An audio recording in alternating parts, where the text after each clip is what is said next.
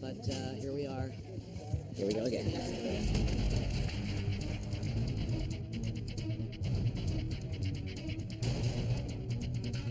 And cut! One more, please.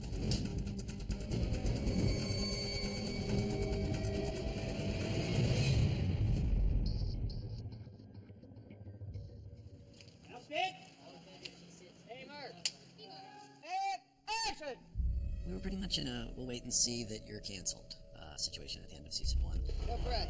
And I never actually tried to maneuver the studio or the network into picking up the show. I just tried to get them to air the 13th episode.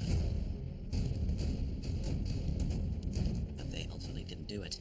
That to me said, okay, well, clearly we're canceled. The safest thing we can do is just cut our lines and go on lockdown. Lockdown. I think everyone was really uncertain, but I had a good feeling, and I thought, because of what happened with Firefly, I think the network wanted to give the show a second chance. I love this character. I want her to come back. We were expecting to not come back, so we had sort of thrown the kitchen sink at Epitaph 1. Just before we did the Paley event for Dollhouse, they called me to say, look, you're not actually canceled. I was working with Johnson. We were working on this movie, and I saw him coming from 50, 60 feet away, and he was like, yeah. So it's pretty awesome. Season 2. Who knew? This season, clearly we weren't a big hit. We had just gotten this 13-episode lease on life, and all bets were off. We just said, screw it, let's just make this what we think it should be. This season has been very much more assured. We came in understanding our characters and our premise, and using that to bring the Dollhouse together as a family. What a beautiful fake family. Do we look alike? What we were trying to do was clear to us. What hadn't worked before, but more importantly, what had worked. I went to Comic-Con for one night, and I did the press lineup at the EW party, and all the reporters were like, so, Joss Whedon says he's going to take your character through the ringer, you're going to be in the pits of hell, and all this stuff, and I was like, oh, okay, so I went to the party, I'm like, I heard you're going to give it to me this season, and he said, oh yeah, oh yes I have. We, kicked Echo up a notch so that she really could start to self-actualize and not be that blank slate that people weren't really responding to. I'm afraid of Caroline. If she comes back, where will I go? I felt like it gave me a chance to play Echo and who she's come to be beyond Caroline, beyond, Echo the blank doll and what she was capable of. I'm in.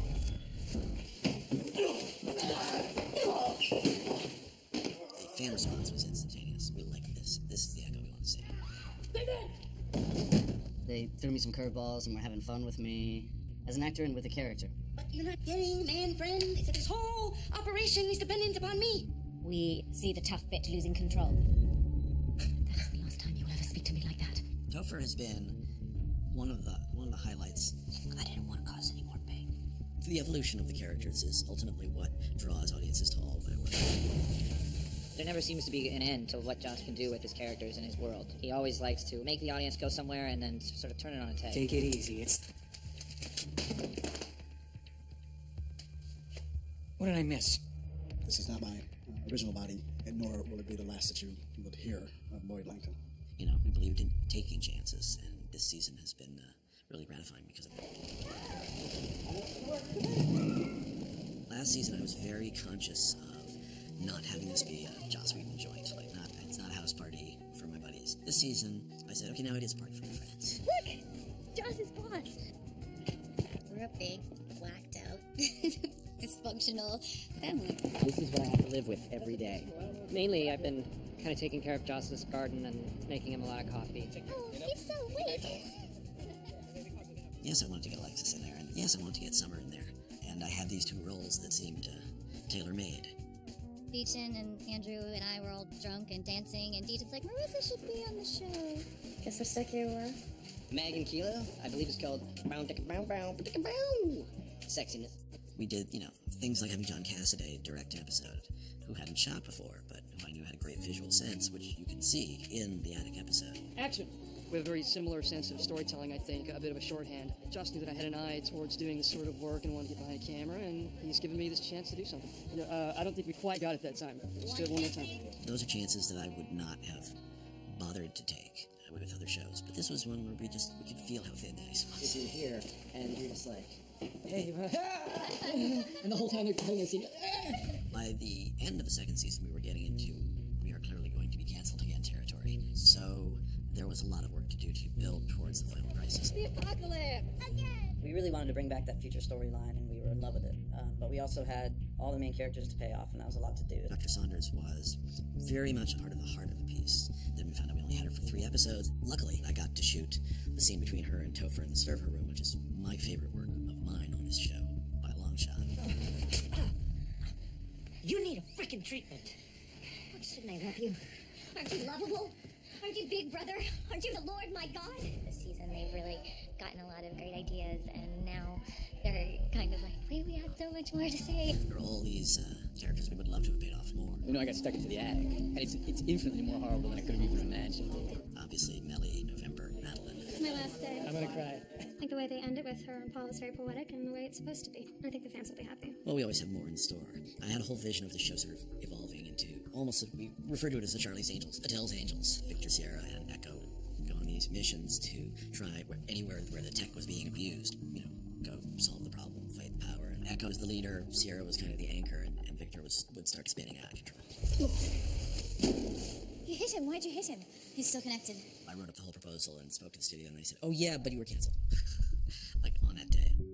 So the last episode was exhausting, because there were so many people, so many payoffs, so many things. And then I think we gave Echo what I like to think of as one of the weirdest happy endings I've ever come up with. I've never seen Joss end something in a way that wasn't beautiful. You're all watching the DVD, so you know how it ends. But we ended in the apocalypse, and she's imprinted with her love and her man. Are we? Joss came in, and I sensed something from him. There was something on his mind. We did our first scene with everybody in the room. For the first time, it was the end of the attic when everybody is there, and we go, now we are a team, we will take down Rossum. And that was a good time for me to come to everybody and congratulate them and announce that we'd been canceled. In the middle of going, yay, we're all together, it turned into a cry of grief. And then it was on the internet about 3 seconds later. We were like, oh. A very bizarre moment, but there's no good time to say it. In a way, our second season was sort of like a bonus season, because nobody ever thought with our ratings that we'd get picked up. But it just goes to show how hard our fans were pulling for us. Well, obviously, from the initial inception to season 2, there were a lot of bumps in the road. Some people were made very uncomfortable because we were dealing with issues of sexuality, and by not exploring it, the more it seemed to be the elephant in the room. Hopefully, people can take feminist ideals away from this. The idea was very simply, this woman doesn't exist. She literally doesn't exist, and she builds herself from scratch. To me, that is the most powerful act that a person can do. This season, I've done a lot of identifying and a lot of personalizing with the things that Echo went through and lived through. All of the fears and strengths and insecurities and triumphs and failures. And I mean, all of these emotions that have been in my own life and sort of started in my adolescence. It's been a very cathartic show. Funny that the last fantasy the Dollhouse would fulfill would be yours. I want to do everything. I still love television because, like with Dollhouse, we get to examine the question that we're interested in over and over from all these different angles. I love telling stories. That's why, ultimately, it doesn't matter. Would I do more TV? Yes. Would I try to make sure that it was TV somebody wanted to watch? Yeah, that might be on my list. Joss is the kind of person who never wants to artistically be stalled, and that's really inspirational to me, so, I mean, I can't wait to see what he does after Dollhouse. He just never does the same thing twice. The thing that was so compelling about the show for everyone writing it is just the gray area we were always in. The good thing is that the show kind of felt like a different TV show every single time. We were constantly mixing things up. When we hit really hard. It's funny, a dollhouse, when you think about it, you can add rooms, but also the shape of the dollhouse is constantly changing as you're, shifting around rooms, and that's kind of the way the show was. I think Dollhouse ultimately is probably not right for network television, but this is where Eliza was, and Eliza was the reason I thought of the show, and she's the person I wanted to do the show with. I just can't think of a show that could have been so personal and so special to me, and it's been 2 of the best years of my life. I do feel like I made some mistakes along the way in structuring the show and knowing the network that I was making it for, but I'm enormously proud of this weird thing that we accomplished, this thing that we created, this family that we got to build, and this world we got to explore. I love this show. I'm grateful that this came into my life, that it crawled into